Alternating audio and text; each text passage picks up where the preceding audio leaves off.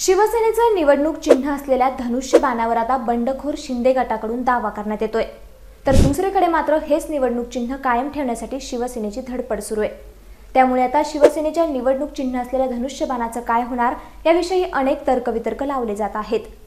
नमस्कार, मी श्रुती आणि लेट्सअप मराठीमध्ये आपलं स्वागत। इतिहासाची पानं पालटली तर बंडखोरी कोणत्याच पक्षाला चुकलेली नाही।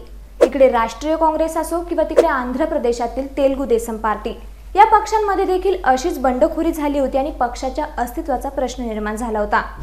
1951-52च्या पहिल्या लोकसभा निवडणुकीत काँग्रेसकडे बैलजोडी हे निवडणूक चिन्ह होतं। मात्र जेव्हा 1969 साली इंदिरा गांधी पंतप्रधान झाल्या त्यावेळी काँग्रेसमध्ये पहिल्यांदा अंतर्गत कलह निर्माण झाला आणि यामध्ये दोन गट तयार झाले। यावेळी मूळ काँग्रेसचं नेतृत्व कामराज आणि मोरारजी देसाई हे करत होते। यावेळी इंदिरा गांधींनी काँग्रेस आर नावाचा नवा पक्ष स्थापन केला। मात्र यानंतर कामराज काँग्रेस आणि इंदिरा काँग्रेस या दोघांनीही बैलजोडी या निवडणूक चिन्हावर दावा सांगितला। हे प्रकरण निवडणूक आयोगाकडे गेलं। मात्र यावेळी निवडणूक आयोगाने कामराज काँग्रेसलाच बैलजोडी हे निवडणूक चिन्ह दिलं। त्यावेळी इंदिराजींनी आपल्या काँग्रेससाठी गाय वासरू हे निवडणूक चिन्ह निवडलं आणि 1971 सालच्या निवडणुकीमध्ये 352 जागांसह निवडून येत आपलीच काँग्रेस खरी असल्याचं सिद्ध केलं। 1977 पर्यंत याच चिन्हावर काँग्रेसने निवडणुका लढवल्या। मात्र 1978 मध्ये पुन्हा एकदा काँग्रेसमध्ये असंतोषाची परिस्थिती निर्माण झाली।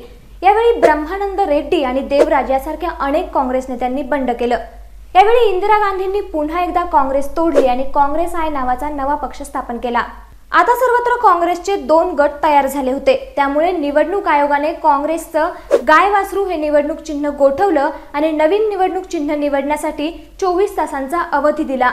यावेळी इंदिरा गांधींनी काँग्रेससाठी हाताचा पंजा हे निवडणूक चिन्ह निवडलं आणि अशा प्रकारे हाताचा पंजा या निवडणूक चिन्हाला काँग्रेसचं अधिकृत चिन्ह म्हणून मान्यता मिळाली। 1995 साली देखील आंध्र प्रदेशातील तेलुगू देसम पार्टीमध्ये असंच मोठं बंड झालं होतं। यावेळी चंद्राबाबू नायडू हे फक्त बंड करून थांबले नाही तर त्यांनी सर्व पक्ष आपल्या सोबत घेतला आणि स्वतः मुख्यमंत्री झाले। चंद्राबाबू नायडू म्हणजेच एन.टी. रामाराव यांचे जावई, जे त्यांच्याच मंत्रिमंडळात मंत्री होते आणि 140 आमदारांना सोबत घेऊन त्यांनी हे बंडाचं हत्यार उपसलं होतं। त्यानंतर एन.टी. रामाराव यांना तेलुगू देसम पार्टीच्या अध्यक्षपदावरून हटवण्यात आलं। त्यांच्या जागी चंद्राबाबू नायडू यांची निवड झाली आणि त्याच्या दुसऱ्याच दिवशी चंद्राबाबूंनी मुख्यमंत्री म्हणून शपथ घेतली।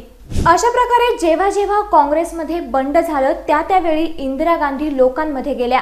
त्यांनी जनतेचा कौल घेतला आणि बंडखोरांना चोख उत्तर दिलं। असाच प्रयत्न इकडे एन.टी. रामाराव यांनी देखील केला। मात्र तब्येतीच्या कारणामुळे त्यांना ते शक्य झालं नाही। एकनाथ शिंदेंच्या बंडानंतर उद्धव ठाकरे यांनी देखील लोकांमध्ये जाण्याचा निर्णय घेतलाय। त्यामुळे इंदिरा गांधींप्रमाणे उद्धव ठाकरे यांना शिवसेना राखण्यात यश येणार का, की अख्खी तेलुगू देसम पार्टी बंडखोर घेऊन गेले त्याप्रमाणेच अख्खी शिवसेना एकनाथ शिंदे घेऊन जातात का, हे पाहणं औत्सुक्याचं ठरणार आहे। तुम्हाला हा व्हिडिओ कसा वाटला कमेंट करून नक्की कळवा आणि असेच नवनवीन व्हिडिओ पाहण्यासाठी लेट्सअप मराठीला सबस्क्राइब करा। धन्यवाद।